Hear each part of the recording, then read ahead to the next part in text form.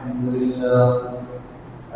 لله نحمده ونستعينه ونستغفره ونؤمن به ونتوكل عليه ونعوذ بالله من شرور أنفسنا ومن سيئات أعمالنا من يهد الله فلا مضل له ومن يضلل فلا هادي له ونشهد أن لا إله إلا الله وحده لا شريك له ونشهد أن سيدنا وسندنا ومولانا محمدا عبده ورسوله أما بعد فأعوذ بالله من الشيطان الرجيم بسم الله الرحمن الرحيم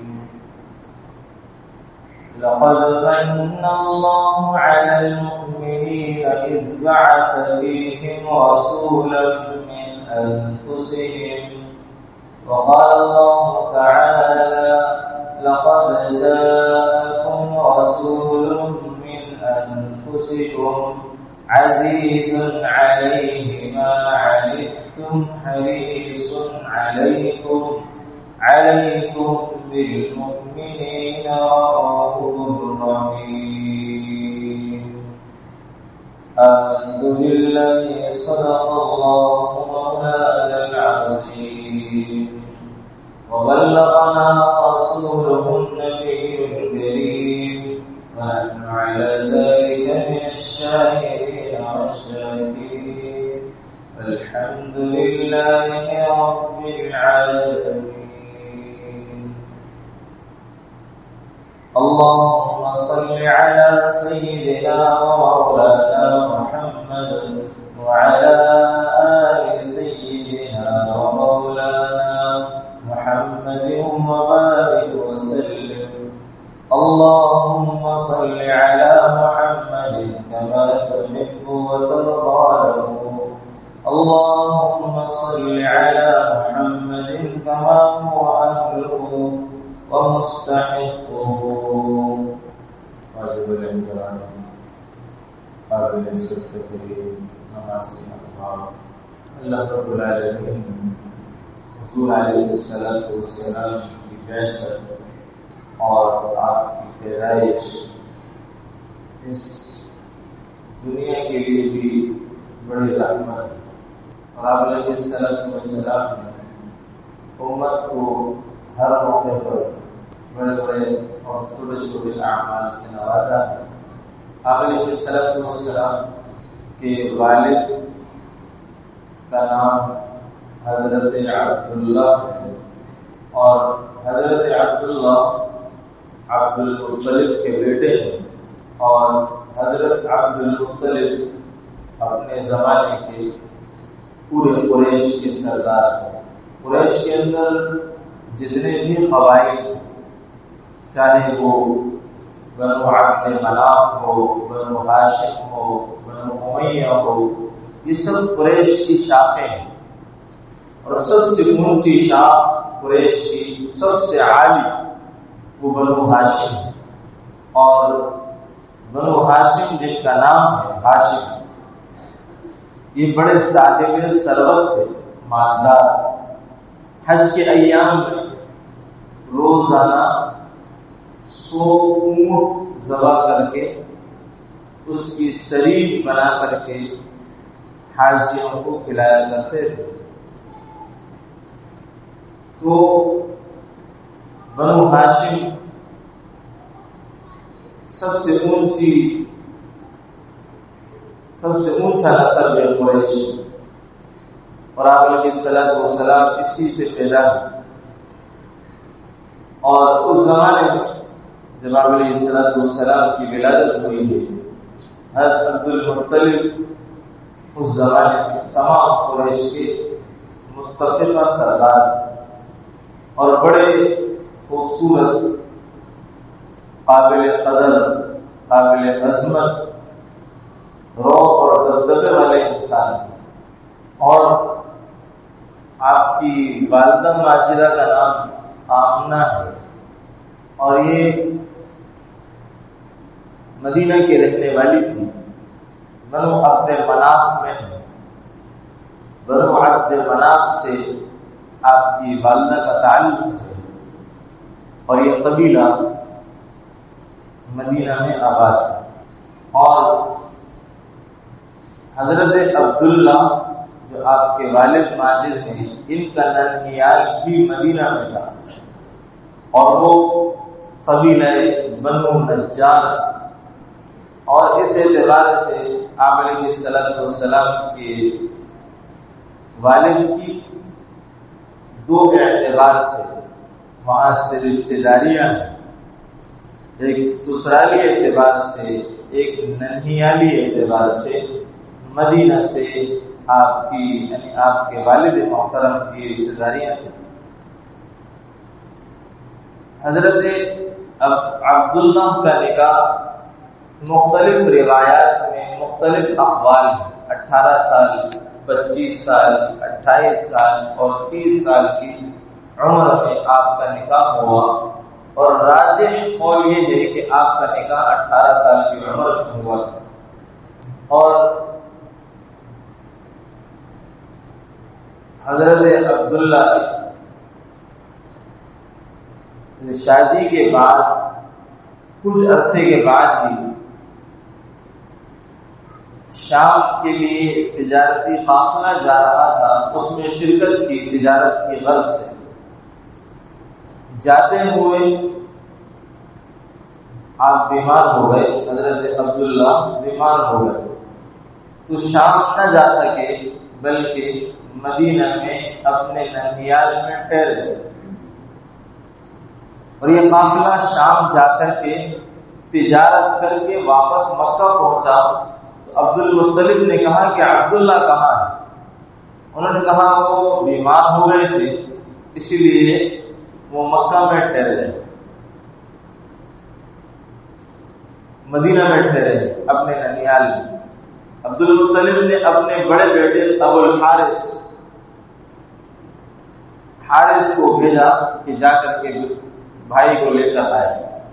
جب حارث وہاں پہنچے تو معلوم ہوا کہ عبداللہ کا انتقال ہو چکا ہے اور ان کی تدفین بھی ہو چکی ہے،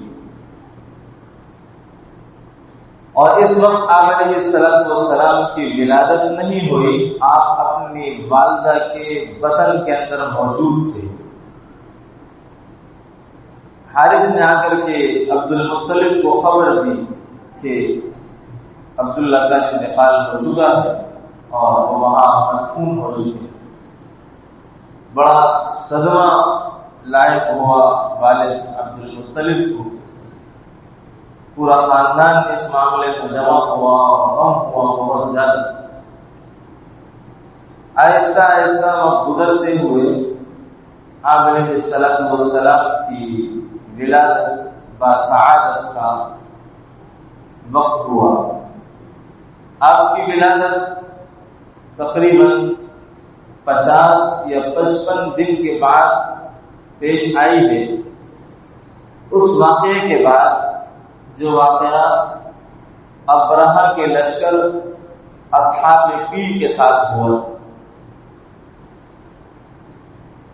یمن کا بادشاہ تھا ابرہہ، اس نے ایک بیت اللہ کی طرح ایک گرجا گھر بنایا کہ عرب حج کرنے کے لیے مکہ جاتے ہیں، ایک سازشی عمارت کا وہ حج کرتے ہیں۔ تو اس نے یمن کے اندر ایک صنعاء جو دارالسلطنت تھا، اس میں ایک گرجا بنایا بہت خوبصورت کہ لوگ آ کر کے ادھر عبادت کریں، اس کا طواف کریں۔ تو دو قول ہیں کہ ایک قبیلے کے مکہ کے ایک قبیلے کے شخص نے جا کر کے وہاں پر جو بول براز غلاظت کر دی، یا دوسرا قول یہ ہے کہ کچھ عرب کے لوگوں نے وہاں پر آگ جلائی، اس کے آس پاس وہ آگ پھیلی تو وہ گرجا گھر جل کر کے خاک ہو گئی، جس سے ابرہہ کو بہت غصہ آیا۔ اس نے کہا کہ میں جو کعبہ جو سازشی عمارت ہے، جب تک اس کو منہدم نہ کر دوں تو میں سانس نہ لوں گا۔ اس ارادے سے یہ اپنے ساتھ لشکر اور ہاتھی لے کر کے نکلا، اور جب مکہ پہنچا اس نے چراگاہوں سے جتنے جانور چر رہے تھے سب اپنے قبضے میں لیے، جس میں حضرت عبد المطلب کے 200 اونٹ بھی موجود تھے۔ عبد المطلب کو جب پتہ چلا، انہوں نے کہا کہ ہم مکہ کو خالی کرتے ہیں، ابرہہ کو آنے دیتے ہیں، اور یہ اللہ کا گھر ہے اور اللہ ہی اس کی حفاظت فرمائے گا۔ اور جا کر کے ابرہہ سے ملاقات کی تو ابرہہ کو اطلاع دی گئی کہ عبد المطلب آئے ہیں جو اس وقت مکہ کے سردار ہیں۔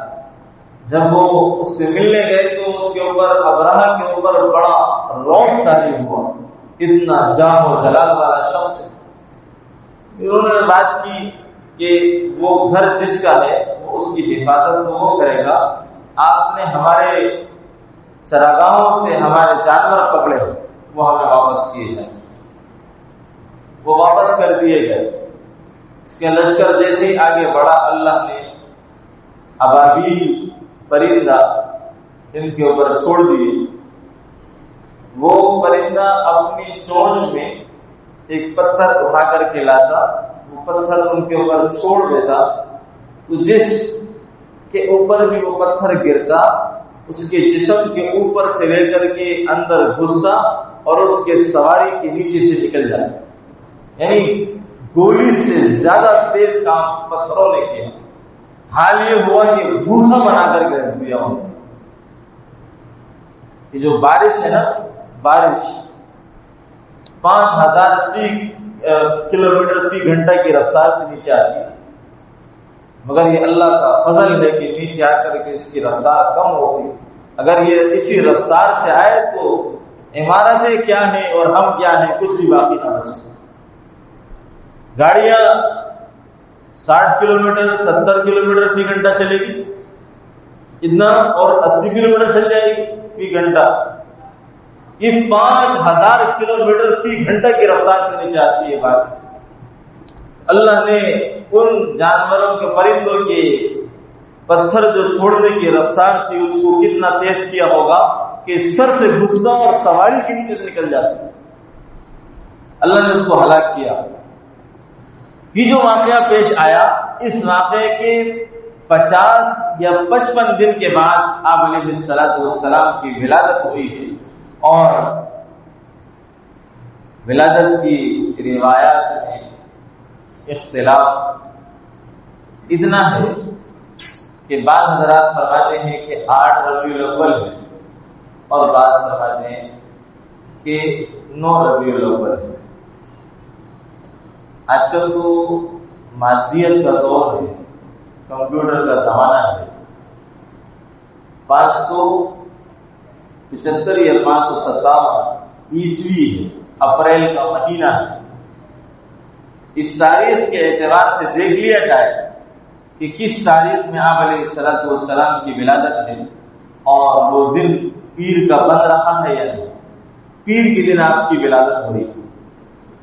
8 اور 9 ربیع الاول ولادت کی تاریخ۔ زیادہ راجح تاریخ وہ یہ ہے کہ 8 ربیع الاول، اور آپ علیہ الصلوۃ والسلام اس دنیا میں جب آئے اس وقت آپ کے والد ماجد اس دنیا میں موجود نہیں تھے، آپ یتیم پیدا ہوئے، اور جب آپ کی ولادت ہوئی تو عثمان بن ابی العاص کی والدہ وہ اس وقت آپ کے پاس، آپ کی والدہ ماجدہ کے پاس موجود تھی۔ وہ فرماتی ہیں کہ اس وقت میں نے دیکھا کہ تمام گھر نور سے بھر گیا ہے، اور آسمان کے ستارے جیسے جھکے چلے آ رہے ہیں،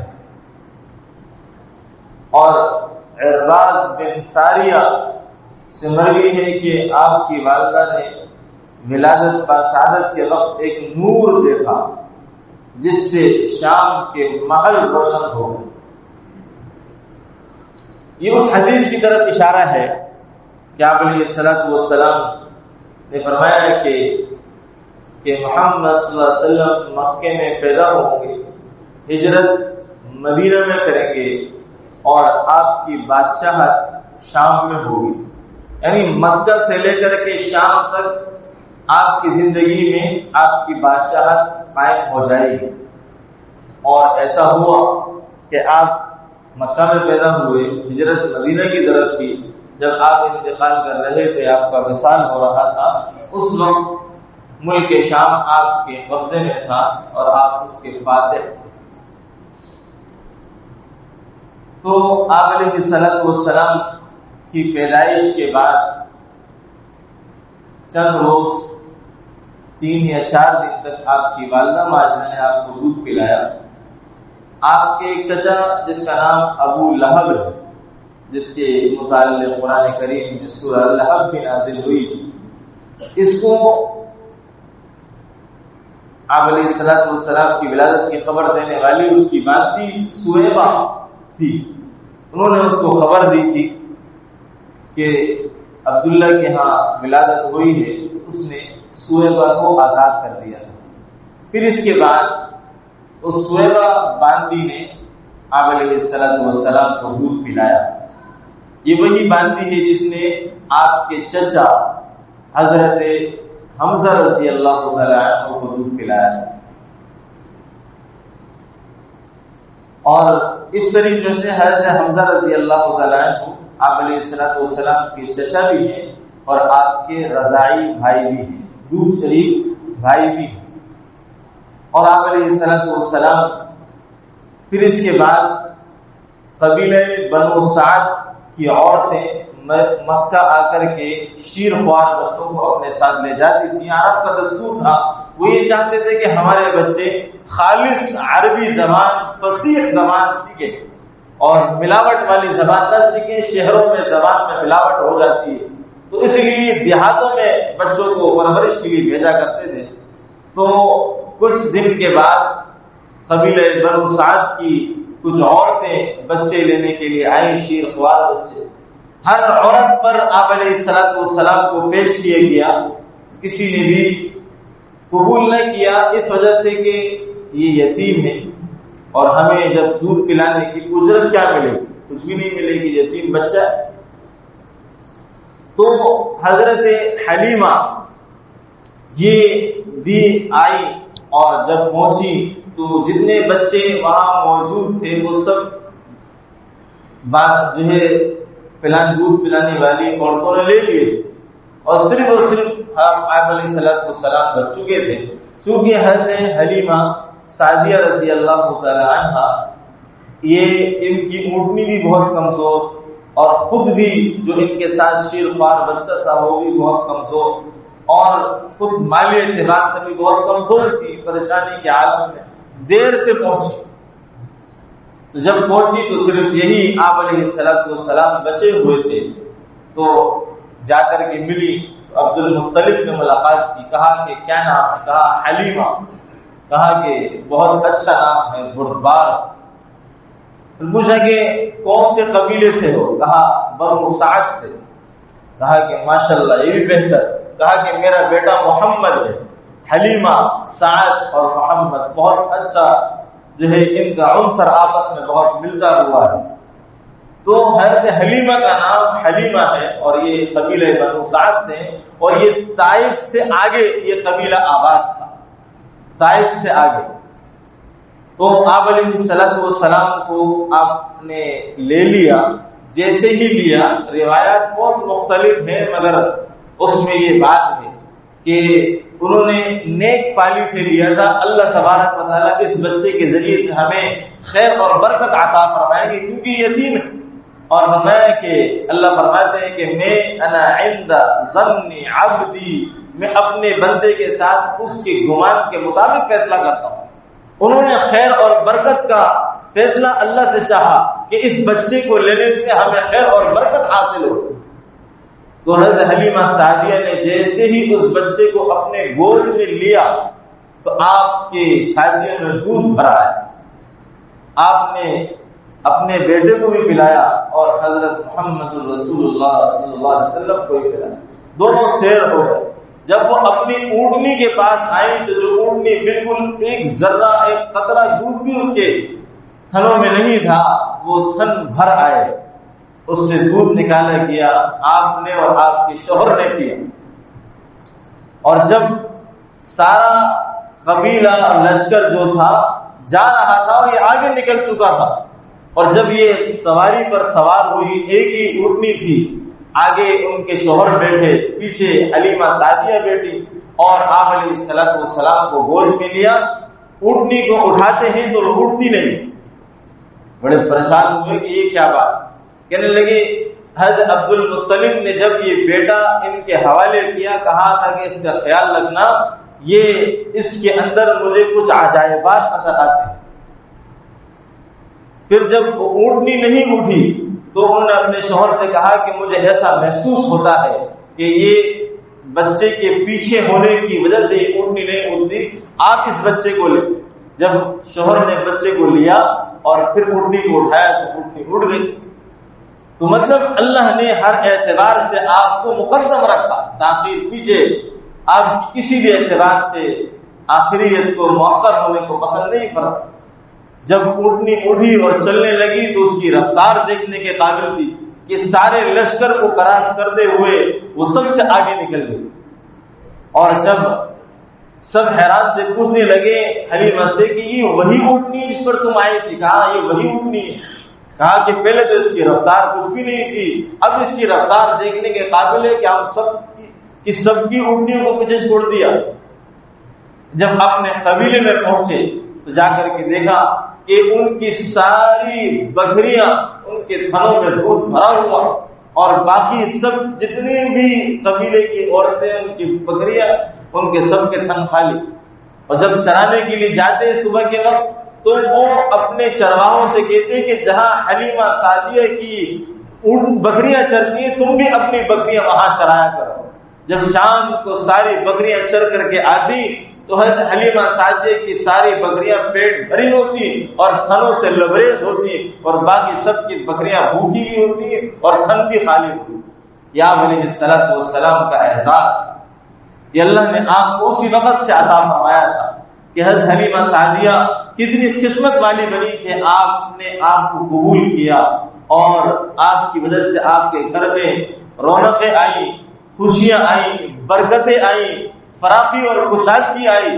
جہاں بھوک سے نڈھال رات پر نیند نہیں آتی، حلیمہ سعدیہ کہتی کہ ہم رات بھر کروٹیں بدلتے تھے بھوک کی وجہ سے، میرا بچہ ساری رات روتا تھا بھوک کی وجہ سے کہ ہم لوگ سو نہیں پاتے تھے، بھوک ہمیں اتنا تنگ کرتی تھی، اور جب سے یہ بچہ ہمارے گھر آیا ہے تو ہم نے اپنے گھر میں کشادگی اور فراخی دیکھی۔ اور جب 2 سال کی عمر ہو گئی تو آپ علیہ السلام کو واپسی کرنے کا وقت آیا۔ 2 سال کی عمر میں دودھ چھڑایا گیا، اور پھر حضرت حلیمہ سعدیہ رضی اللہ تعالیٰ عنہ آپ کو لے کر کے مکہ آئی اور ان کی والدہ کے حوالے کیا، اور فرمایا کہ یہ بچہ بڑی قسمتوں والا ہے، اس کے بڑے عجائبات ہم نے دیکھے ہیں، اور کہا کہ میں آپ سے گزارش کرتی ہوں، درخواست کرتی ہوں کہ کچھ اور عرصے کے لیے اس بچے کو میرے پاس چھوڑ دو، کچھ اور عرصے کے لیے۔ تو بڑی منت سماجت کے بعد ان کی والدہ نے اور عرصے کے لیے چھوڑ دیا، پھر لے کر آ گئی، پھر آپ کے پاس رہے آپ علیہ السلام، آپ کو اسی طرح خیر و برکتیں حضرت حلیمہ سعدیہ کو ملتی رہی۔ پھر 4 سال کی عمر میں آپ کا شق صدر کا واقعہ پیش آیا۔ شق صدر کیا ہے کہ آپ علیہ السلام کا سینہ چاک کیا گیا، اور اس میں سے دل کو نکالا گیا، اور دل کے اندر سے 2 خون کے لوتھڑے نکالے گئے، اور برف سے اس کو صاف کیا گیا، اور پھر سینے کے اندر دل کو رکھا گیا، اور پھر سینے کو سیا گیا۔ یہ آپ علیہ السلام کی زندگی میں 4 مرتبہ یہ شق صدر کا معجزہ ہوا ہے۔ پہلا شق صدر 4 سال کی عمر میں ہوا۔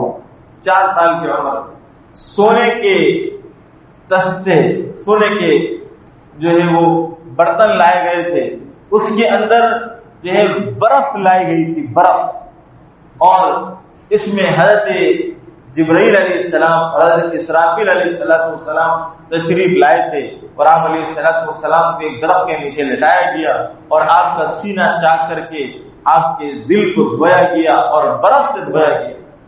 غصے کی اور گناہ کی جو حرارت ہے، وہ جو اثر ہے، وہ شدت ہے، حرارت ہے، گرمی، اور جو آپ کے سینے کو جو دل کو نکال کے دھویا گیا ہے وہ برف سے، اس لیے کہ اس کی گناہ کی حرارت ہی ختم ہو جائے، گناہ کا جذبہ اور داعیہ ہی پیدا نہ ہو.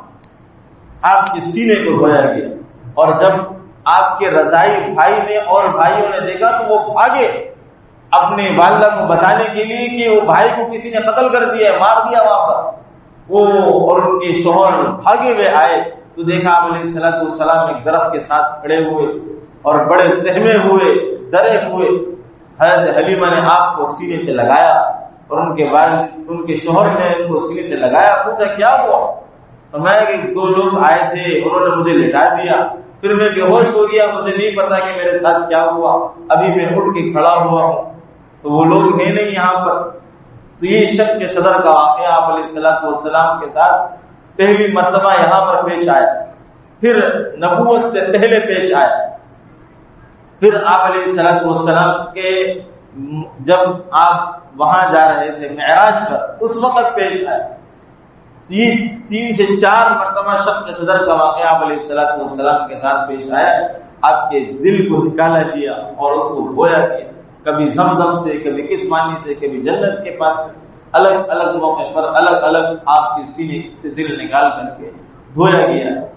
یہ پھر آپ نے حضرت حلیمہ بہت ڈر گئی اور جا کر کے آپ کی والدہ کو آپ کا بیٹا حوالے کیا کہ اب ہم اس کو اپنے پاس نہیں رکھ سکتے، اب ہمیں خوف محسوس ہوتا ہے. پھر آپ علیہ السلام اپنی والدہ کے پاس رہے. انشاءاللہ العزیز اس کا بقیہ حصہ اگلے جمعۃ المبارک آپ حضرات کے سامنے عرض کیا جائے گا.